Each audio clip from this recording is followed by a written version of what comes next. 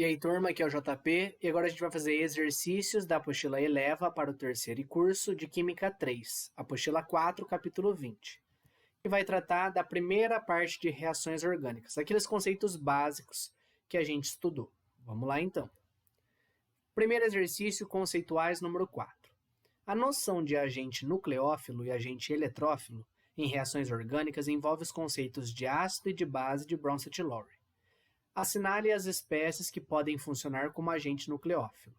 Vamos lembrar aqui, um nucleófilo quer dizer que tem afinidade pelo núcleo. O núcleo é positivo, para eu ter afinidade eu tenho que ser negativo.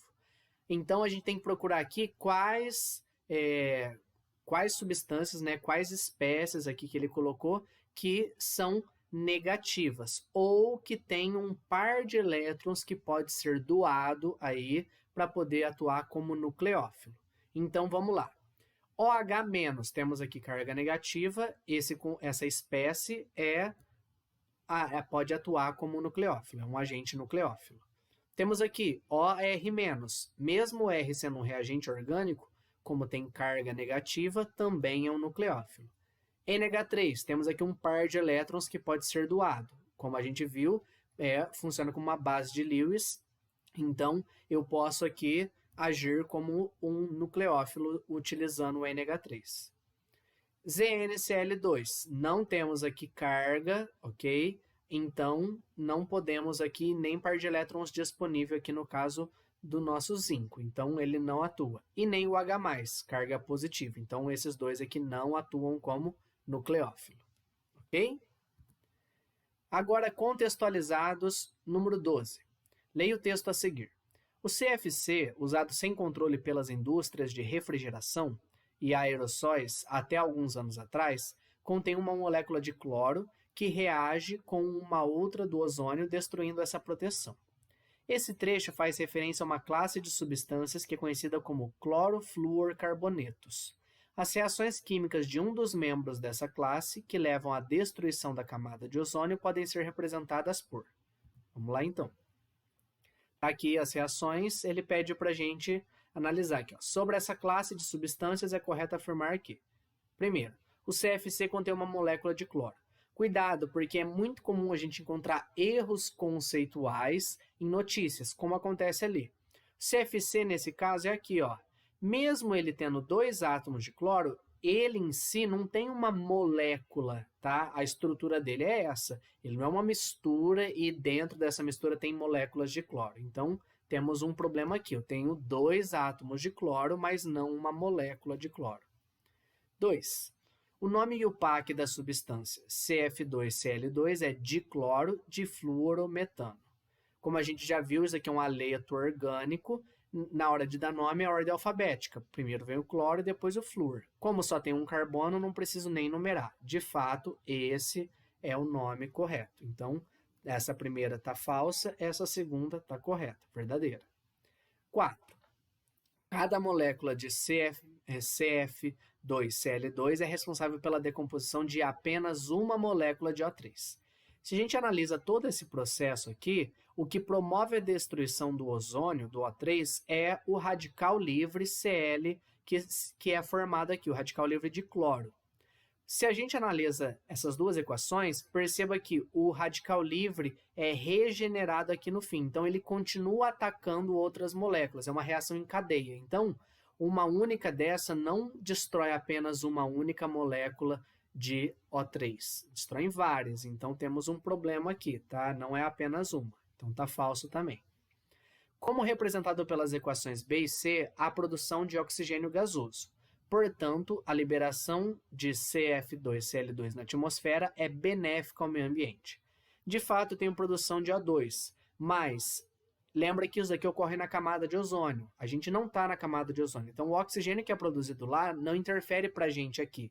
Na verdade, é prejudicial porque destrói a camada de ozônio. Então, não é benéfico ao meio ambiente.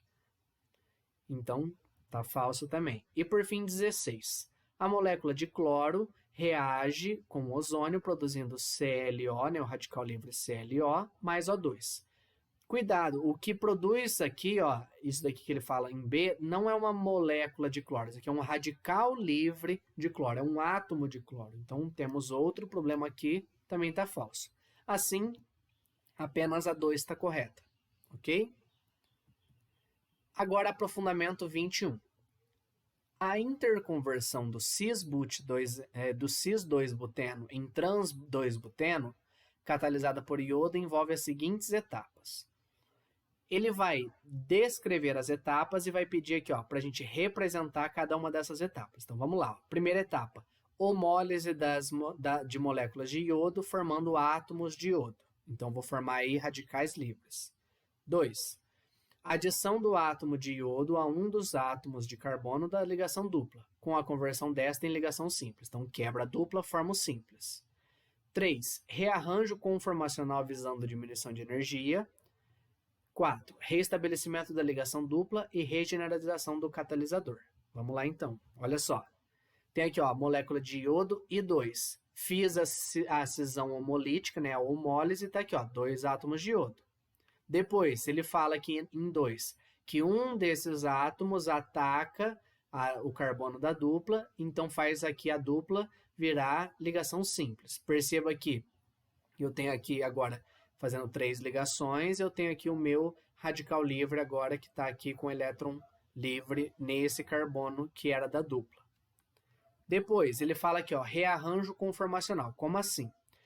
Se a gente comparar o tamanho dos grupos, né, do CH3 e do H, o CH3 é muito mais volumoso do que o hidrogênio. Então, eu tenho 2 grupos muito volumosos, um do lado do outro. Para a gente poder aí organizar em termos de energia, a gente vai tentar deixá-las o mais afastado possível. Então, a gente vai rotacionar essa ligação. É o que a gente faz aqui, ó.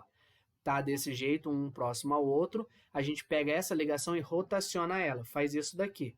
Assim, eu tenho que o CH3 continua aqui de um lado e do outro lado o CH3 inverte. Então, continua aqui com a mesma estrutura, mas inverti aqui de lados o CH3. Essa estrutura é menos energética que essa. Depois ele fala que eu tenho restabelecimento da ligação dupla e regeneração do catalisador. Está aqui o meu átomo de iodo, que era o meu catalisador original. Ele foi regenerado. E formei agora a dupla. Perceba que eu saí do cis, que está aqui, ó, cis-2-buteno, agora tenho o trans-2-buteno, ok? Não é um exercício tão comum de ser cobrado, mas só para a gente entender como que aí funciona na prática uma reação aí de conversão de cis em trans, ok? Vamos agora para o exercício 22 de aprofundamento. Radicais são espécies com pelo menos um elétron desemparelhado.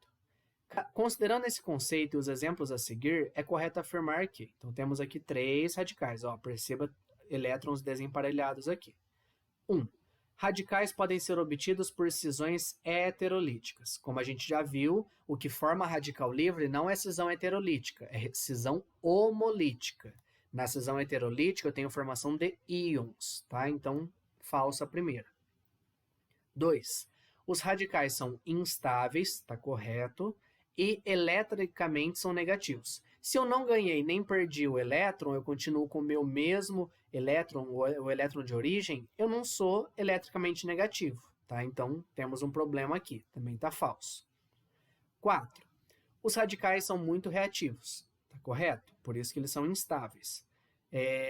Aliás, eles são muito reativos por serem instáveis, podendo agir com outros radicais ou moléculas. De fato, eles podem reagir entre si ou reagir com uma outra molécula. 8. Reagindo 1 com 2, forma-se um cloreto de alquila. Tá aqui, ó, 1 com 2, a ligação seria formada entre o C aqui, dessa carbonila, com o Cl aqui. Cuidado, tá? Eu tenho aqui um aleto de acila, que a gente fala, né? Quando eu tenho um aleto ligado aqui nessa carbonila. Só que ele não seria um cloreto de alquila, tá? Porque para ser alquila, eu teria que ter um alcano nesse lado, um radical com alcano. E eu não tenho um alcano aqui, tá certo? Que é só carbono e hidrogênio. Eu tenho aqui oxigênio, então tá errado aqui. Seria um cloreto de acila. Então, a 8 está falsa. 16. Uma cetona pode ser obtida reagindo 1 com 3. Se eu junto aqui, ó, esse CH3 aqui, de fato eu tenho aqui uma carbonila que vai estar entre carbonos, né? O CH3 que veio daqui, mais o anel benzeno, eu tenho uma acetona, também está correto, 16 está certo. E 32. Da combinação de 2 com 3, forma-se um derivado halogenado de massa molecular igual a 32U. Se eu juntar 2 com 3, quando a gente vai fazer a massa molecular, só o cloro tem massa 35,5, já ultrapassa esse valor mínimo que ele deu aqui, que era 32. Então, tá falso também, ok? Não é 32U. Assim, a soma é 20. 16 mais 4, ok? Exercício agora 24 para fecharmos essa aula. A inversão de Walden é um processo desenvolvido no final do século XIX e tem grande valia para as químicas laboratorial e industrial, pois converte um enantiômero destrógeno no respectivo levógeno e vice-versa. Um exemplo é a conversão do 1-fenilpropan-2-ol destrógeno ao 1-fenilpropan-2-ol levógeno. Então vamos lá. A respeito do processo Walden, indique se o íon abreviado como TOS exerce o papel de nucleófilo ou de eletrófilo na primeira etapa da reação. Então vamos lá. A primeira etapa da reação está aqui, ok? E ele colocou para a gente, tá aqui, ó. Esse daqui é o TOS que ele falou que está ligado ao cloro. Bom, ele deu também que essa é a estrutura aqui de fato do TOS-Cl, beleza? Para a gente poder analisar, vamos ver aqui o que acontece nessa primeira etapa. Na primeira etapa eu rompo essa ligação, sai hidrogênio, entra o TOS. Se a gente lembrar que entre oxigênio e hidrogênio, essa ligação, quando eu quebro, eu tenho um caráter aqui que o hidrogênio é mais positivo e o oxigênio mais negativo. Então, temos aqui um caráter, né, positivo aqui e um caráter negativo aqui. No TOS, o cloro é mais eletronegativo. Então, ele vai ter aqui uma tendência a ficar com o par de elétrons aqui dessa ligação. Ó, exatamente aqui que está ligado. Ó, cloro e todo o resto da cadeia. Se ele tem um caráter mais negativo, todo esse TOS tem um caráter positivo. Lembra que para ter caráter positivo é porque eu tenho afinidade com coisas negativas. Então, ele em si funciona como um eletrófilo, ou seja, por ser positivo, tem afinidade pelo negativo, eletrófilo. Letra B agora. Indique se a cisão de ligação que ocorre na segunda etapa é homolítica ou heterolítica. Está aqui a segunda etapa. Para a gente analisar essa cisão aqui, a gente tem que ver se vai formar ou não íons. Se a gente analisa aqui, ó, TOS, que está ligado ao oxigênio, no final ele tem aqui carga negativa. Para ele ter essa carga negativa, é porque essa cisão que foi formada tem que formar íons. Então, ela tem que ser heterolítica. Ok? C. Indique se o subproduto da terceira etapa funciona como nucleófilo ou eletrófilo. Lembrando que subproduto, tenho aqui, ó, produto principal, que é o meu foco, e eu tenho as coisas extras, ou seja, esse caso aqui é o meu subproduto, isso daqui. Analisando ele, nós temos aqui uma carga negativa. Então, ele vai ter afinidade por coisas positivas. Assim, ele vai atuar como um nucleófilo. Afinidade pelo positivo. Ok? Esse daqui é um exercício que não é difícil. Aliás, ele tem uma certa dificuldade, mas se você analisa com calma, não tem segredo. Dá para fazer aí dentro dos conceitos que a gente trabalhou em aula. Beleza? Fechamos aqui a aula desse capítulo. Qualquer dúvida, estou à disposição. Até a próxima. Tchau, tchau.